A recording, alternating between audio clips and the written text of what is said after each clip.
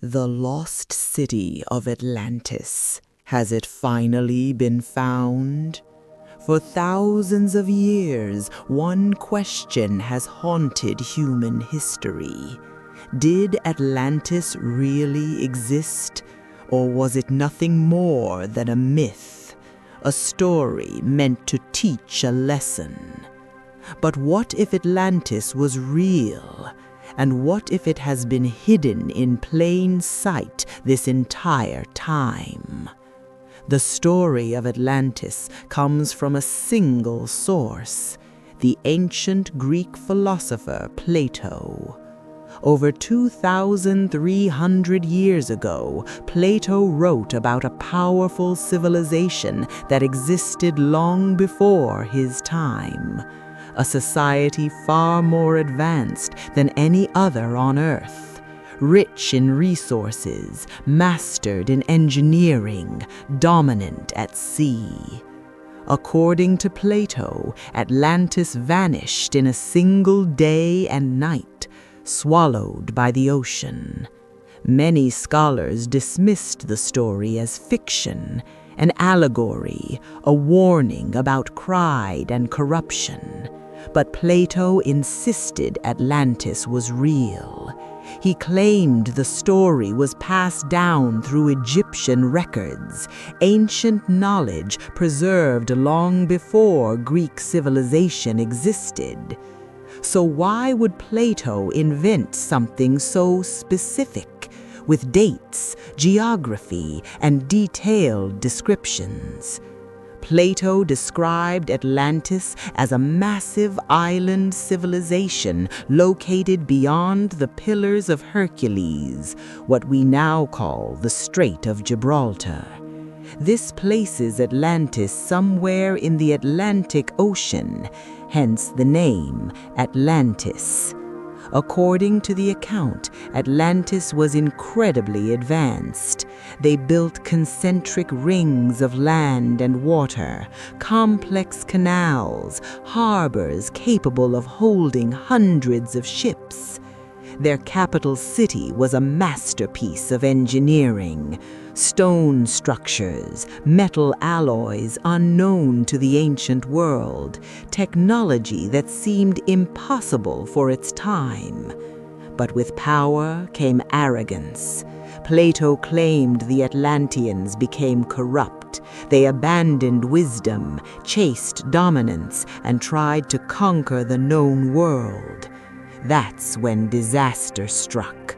Earthquakes, floods, a massive cataclysm. Atlantis disappeared beneath the sea. For centuries, explorers searched for it. Some believed Atlantis was in the Mediterranean, others pointed to the Caribbean. Some even claimed it was Antarctica before it froze. But no definitive proof ever surfaced. Until recently. In the last few decades, something changed. Underwater mapping technology improved, satellite imaging became more precise, and strange discoveries began to emerge. Off the coast of Spain, researchers found submerged structures, rectangular formations, massive stone alignments, too symmetrical to be natural. Some believe this area, near Doñana National Park, was once above sea level, a possible candidate for Plato's description. In the Bahamas, divers discovered the Bimini Road, a perfectly aligned underwater stone structure stretching hundreds of meters. Blocks weighing several tons, laid in straight lines. Is it a natural formation or the remains of an ancient harbor? No consensus exists. Then there's the Richat structure in Mauritania, also known as the Eye of the Sahara. From above, it looks like concentric rings, almost identical to Plato's description of Atlantis's capital. Some researchers believe Atlantis wasn't underwater at all, but destroyed by climate collapse, turning Greenland into desert. Even more controversial discoveries come from the ocean floor. Sonar scans reveal geometric shapes miles beneath the surface, pyramid-like forms, straight edges, massive platforms, too precise to ignore, yet too deep to easily explore. This raises a disturbing possibility.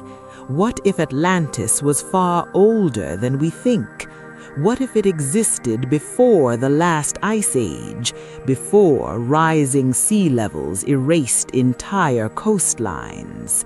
Modern science confirms that sea levels rose dramatically around 12,000 years ago. Entire civilizations could have been submerged, cities erased, history rewritten. Some believe Atlantis wasn't just advanced for its time, but advanced beyond ours. Legends describe power sources, energy crystals, technology capable of manipulating natural forces. These ideas sound like science fiction, but so did electricity, flight, and space travel once. There's also the theory that Atlantis didn't vanish completely, that survivors escaped, carrying knowledge with them, seeding civilizations across the world. Egypt, Mesopotamia, South America.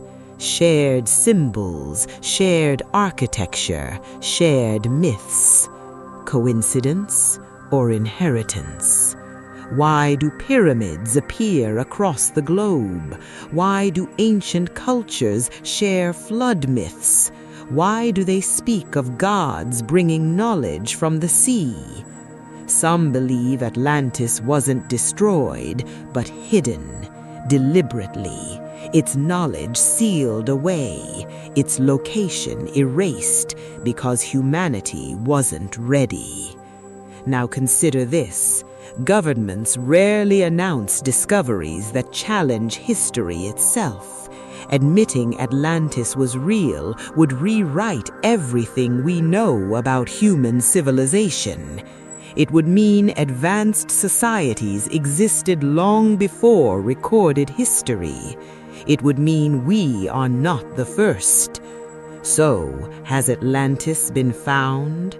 Officially, no. But unofficially, evidence keeps stacking up, and the silence is growing louder. Perhaps Atlantis isn't one place, perhaps it's many, fragments scattered across the globe, pieces of a forgotten world.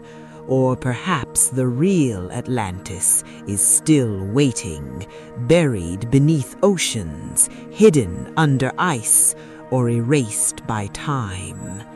The most unsettling idea is this: Atlantis may not be a warning about the past, but a mirror of the present, a civilization destroyed not by lack of knowledge, but by misuse of it. So, if Atlantis truly existed, and if it truly fell, the question isn't where it is. The question is, are we about to repeat its fate? Because history doesn't disappear. It waits to be rediscovered.